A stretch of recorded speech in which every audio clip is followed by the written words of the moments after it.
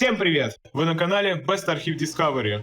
Сегодня мы поговорим о культовой игре под названием Дюна 2000. Приступим! Дюна 2000, полное название которой Дюна 2000, да здравствуют бойцы. Это стратегия в реальном времени, разработанная компанией Westwood Studio в 1998 году. Игра является отчасти ремейком не менее легендарной стратегии Дюны 2. Кстати, данная игра была сделана частично на движке, что и команда Congo Red Alert.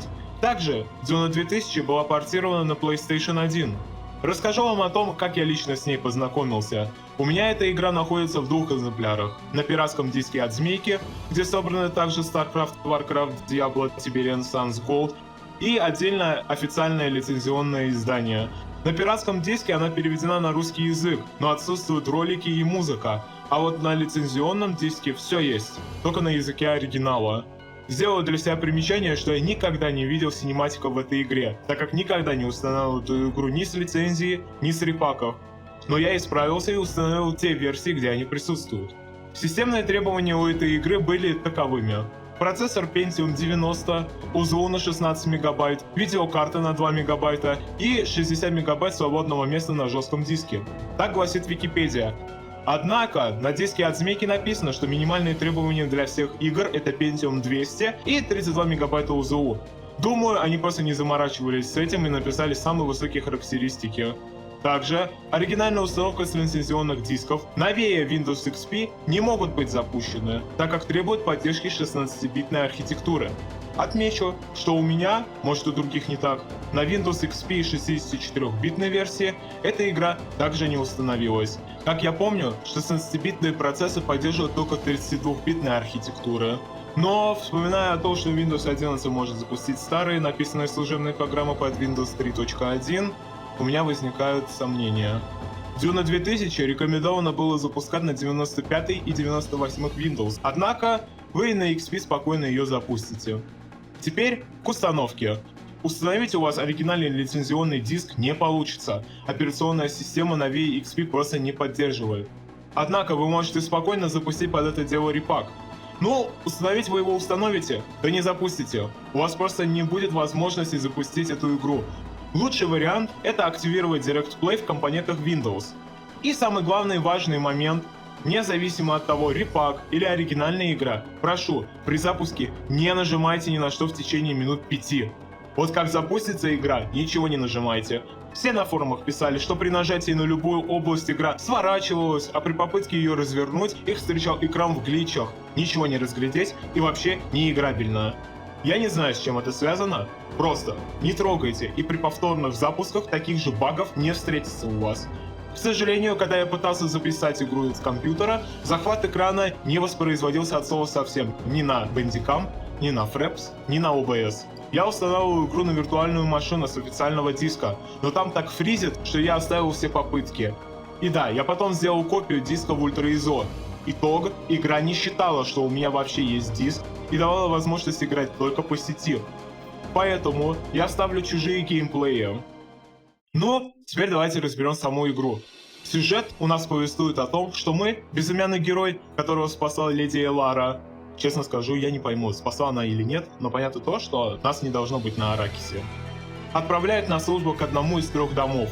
И именно сейчас, после того, как наше будущее разобрали на части, можем принести один из домов к победе над контролем планеты Аракис. Банальный сюжет про избранного. Поклонники книги, которые только недавно начали читать вселенную Дюны, приготовьтесь, как и поклонники игры, которые ни разу в жизни не читали ни одну из 6 классических книг авторства Фрэнка Герберта. Дом Ордосов фактически не существует в оригинальной вселенной Дюны. Да, фанаты книжной версии, в игре присутствует несуществующий, неканоничный дом. Но я ведь сказал, что фактически не существует, верно? Ну так вот, дом Ордосов впервые упоминается в апокрифической энциклопедии Дюны, и то кратко, в 1984 году. В игровой серии данный дом появляется еще и в Дюне 2. Для книжных фанатов, которые не знают, кто такие Ордосы, кратко. Дом Ордос расположен на ледяной планете. Его населяют скрытые и таинственные поселенцы. Все, что они хотят, это тотальные власти и богатства. Торгуются, покупают запрещенные экспериментальные технологии. Их никто не любит. В зависимости от того, лицензионный у вас диск или репак, у вас будут разные экраны загрузки. Например, у меня, когда запускал лицензию в первый раз, шли синематики и сразу выбор фракции, однако в репаке меня сразу встречало главное меню. Итак, теперь к геймплею. Играть мы можем за 3 фракции: Дом Артрейдисов, Дом Ордосов и Дом Харконненов.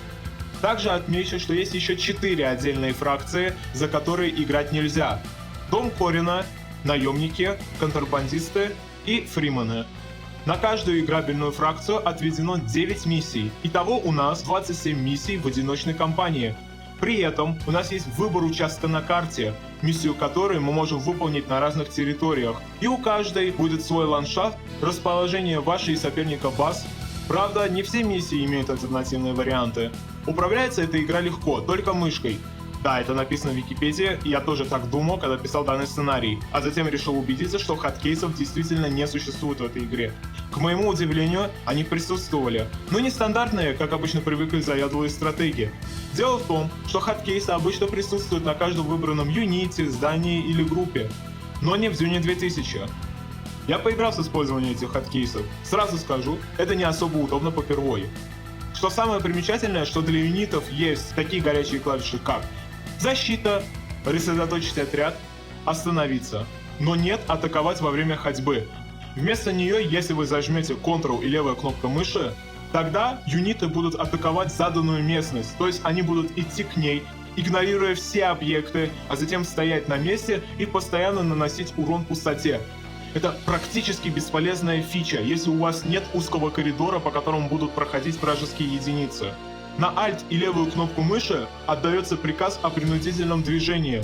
Работает хорошо только с танками, так как они тяжелые и давят вражескую пехоту. Полный список горячих клавиш можно увидеть вот на этом слайде. Поговорим про интерфейс.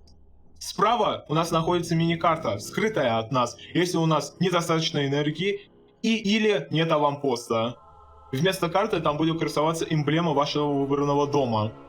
Левый столбик для покупки зданий и правый столбик для найма войск. Также есть кнопки Upgrade, когда они доступны, Starport, когда он доступен, Продать, Починить, Охранять, Отступить. Последние 2 кнопки исключительно для войск созданы, как нетрудно догадаться. И, как полагается, остальное пространство заточено под карту. Перейдем к разбору графической составляющей. Буду краток. Как для меня, будь я рожден в начале 90-х, а не в начале нулевых, я бы сказал, что там гиперреалистичная графика. Хотя мне и сейчас кажется так. Рендер сделан очень хорошо, я не могу прикопаться к этому. Пиксельные человечки, правда, прикольные, но их действительно без прищуривания не отличишь один от другого.